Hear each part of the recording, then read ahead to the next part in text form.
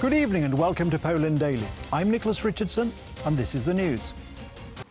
The Social Democratic Party was the winner of Sunday's elections to the Bundestag. The SPD was in the lead with 25.7% of the vote. The CDU-CSU union was in second place on 24.1%, with the Greens in third place on 14.8%. The distribution of votes indicate that a government coalition will be necessary, but it is not known yet which way the cross-party agreement will go. The CDU-CSU coalition was only 1.6% behind the SPD's winning percentage. In turn, the Greens achieved 14.8% of the vote. The Liberal FDP party improved its result in relation to previous elections, gaining 11.5%. The right-wing AFD gained 10.3% and the left less than 5%. The leader of the winning SPD party did not hide his joy during the press conference after the results were announced, and immediately himself announced the formation of a coalition with the Greens and the FDP. The voters made it clear. They showed us who should form the next government. They strengthened three parties, the Social Democrats, the Greens and the FDP. It was these parties that received the mandate to create a new cabinet. Although Olaf Scholz has not yet officially become Chancellor, he has already presented the most important directions of his foreign policy. I think the priority of German policy will be to create a stronger European Union. The transatlantic partnership will be crucial for my government. It is important that we respect each other and consider each other as democracies, because in a world that is becoming more and more dangerous, we have to act together, despite differences on one issue or another. The second place achieved by the CDU-CSU coalition was the worst result in the history of the Christian Democrats. Chancellor Angela Merkel's party points out, however, that the loss to the SDP is minimal. The party leader, Armin Laschet, announced that if he took office as Chancellor, he would form a stable government in cooperation with other parties. The German Chancellor will be the one who can unite the opposites and develop a good programme for the next 4 years. He will be the one to overcome difficulties and reconcile different views in the German Parliament. He will be the Chancellor of every citizen of our country. While the CDU-CSU coalition has no reason to be happy, the Greens recorded their best result in history. This country needs a renewal. It feels a real awakening, and most of all, this country needs a government focused on climate issues. This is the result of the federal election. The leader of the FDP, Christian Lindner, spoke in a similar tone, emphasising that the victory of the SPD and CDU-CSU coalition strengthens the centre, but that these elections definitely weakened the periphery. He also stressed that the Free Democratic Party was ready to negotiate. The increase in support for the Greens is remarkable. What the Greens and the FDP have in common is that both parties conducted independent election campaigns. Both oppose the status quo of the government of the Grand Coalition of the CDU and the SPD. The German Daily Bild announced Chancellor's thriller on its cover. But the thriller concerns not only the new leader but also the Germans themselves, who woke up with a great unknown after yesterday's election. The result is not clear, and I can't wait to see who will start coalition negotiations now. I do not know yet whether we will go towards the CDU or the SPD. Personally, I would prefer an SPD with the Greens and the FDP. This is a difficult situation. As the saying goes, this is a historic event. Small parties have become eminence grise.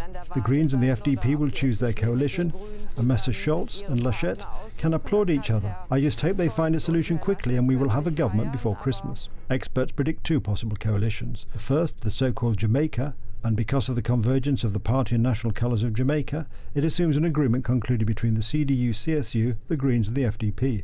The second, commonly referred to as traffic lights, is a cooperation between the SPD, the Greens and the FDP. 82 years ago, a secret independence organisation was established under the name of the Służby Zwycięstwa Polski, Service for Poland's Victory, which was initiated by the Polish underground state in Warsaw, which was at the time being besieged by the Germans. The establishment of the secret independence organisation on September 27, 1939, under the name Service for Poland's Victory in Warsaw, besieged by Germans, initiated the Polish underground state. Its creator was General Michał Karaszewicz-Tokarzewski, commanding the operational group that was part of the Pomorze army. General Juliusz Rommel entrusted him with the mission of creating this underground organisation. The Polish underground state was a unique phenomenon in Europe. We created the largest underground structure in the world, both military and civilian, a phenomenon on a global scale. Nobody achieved something like this. Nobody did something like this. Fight between Poles and Germans was a resistance to the occupation authorities. The Germans massacred Poles and tried to fight the Polish independence underground. At the beginning of 1940, German officers deported the elite of Polish society to the Campinos forests and shot them there. They introduced an extremely brutal criminal occupation. They murdered Poles from the 1st of September, and as soon as they entered, these were the actions of the Germans. Over 50,000 Poles were murdered. The Germans, unlike the Poles, did not recognize any rules. As pointed out by Professor Tomasz Panfield, the basic method of fighting the Polish underground state was to intimidate the public by street roundups, shooting the innocent in the ruins of the ghetto, and applying collective responsibility. Interestingly, it is worth emphasizing that we have built such a state not once, but 3 times. There is a very interesting story saying the Gestapo officers visited Polish archives and studied documents from the time of the January uprising there, because before the January uprising, Poles for the first time built an underground state with various state institutions operating underground. Today is also the anniversary of the end of the uprising in Mokotów. In memory of those events, flowers were solemnly laid and decorations were presented at the obelisk in memory of the soldiers of the Home Army of the Mokotów insurgents. I remember. I am saying this right now as the last of the living pages of history. We knew that the war was beginning, that it was waiting for us, but it was still a surprise. I remember running out into the streets, seeing the planes with great joy, thinking they were ours. And then I saw the Black Cross.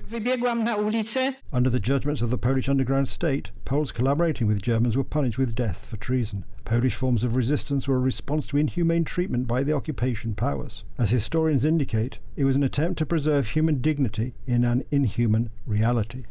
Belarusian President Alexander Lukashenko blamed the West for what he said on Monday was a looming humanitarian catastrophe this winter, after migrants were left stranded and suffering in the cold on the Belarusian-Polish border. Belarus and its EU neighbours have also traded blame over the plight of migrants. The EU has accused Minsk of encouraging migrants, mainly from Iraq and Afghanistan, to cross the borders in retaliation for sanctions.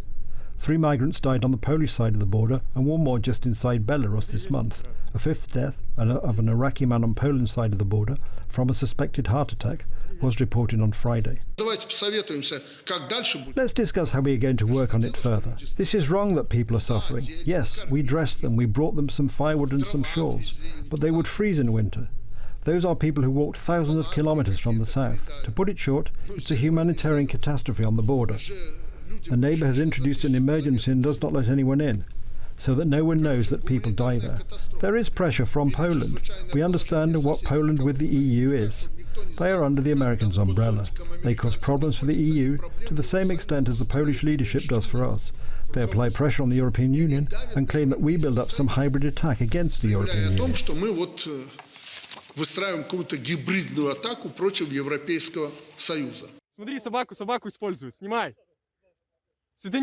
Lukashenko seems to be moving on full force with his tactics, and there doesn't seem to be an end in sight to this situation. The nights are becoming much colder, however, and we should be worried about what will happen to these unfortunate pawns of Lukashenko's political machinations. Israeli Prime Minister Naftali Bennett met ministers from Bahrain and the United Arab Emirates on Sunday, his first meeting with Gulf leaders since taking office in June. The meeting took place on the sidelines of the United Nations General Assembly in New York. During the meeting, Bennett expressed his support for the continuing relationship between the 3 countries on the anniversary of the Abraham Accords, signed by the leaders of Israel, the United Arab Emirates and Bahrain in the United States last September. Folks, I'm so very happy to meet you. It's I felt it's important that we meet after to signal the year of the Abraham Accords, which from our perspective is very meaningful. It's first of all, I want to tell you that I met the King of Jordan and the President of Egypt, and they're of course delighted with the ensuing relationship between our countries, and I think I want to assure you of continuity. We're stable and we believe in this relationship, and we want to expand it as much as possible. Bahrain and the United Arab Emirates normalized relations with Israel last year. Israeli Foreign Minister Yair Lapid, who visited Dubai in June, is expected to travel to Bahrain soon. Up to 90% of British fuel stations run dry across a number of major English cities today after panic buying deepened a supply chain crisis. The crisis is being triggered by a shortage of truckers, and retailers are warning that this could badly affect the world's 5th largest economy. A dire shortage of lorry drivers emerging after the COVID-19 pandemic and Brexit has caused chaos throughout the British supply chain in everything from food to fuel, raising the spectre of disruptions and price rises in the run-up to Christmas. Just days after Prime Minister Boris Johnson's government spent millions of pounds to avert a food shortage due to a spike in prices for natural gas leading to a reduction in CO2 used in food production as 2 fertiliser plants closed, ministers asked people to refrain from panic buying. But queues of dozens of cars snaked back from petrol stations across the country on Sunday, swallowing up supplies and forcing many gas stations to simply close.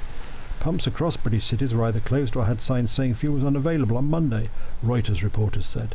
The Petrol Retailers Association, which represents independent fuel retailers, which now account for 65% of all UK forecourts, said members had reported that between 50 and 90% of pumps were dry in some areas.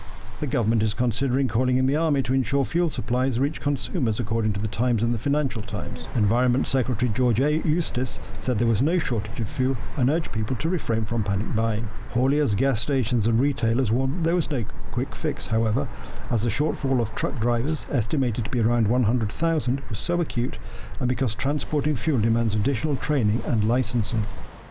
That's the news. Thank you for watching. Stay with us for the weather, Poland Daily Business and more programmes. But from me, it's have a good night and a better tomorrow.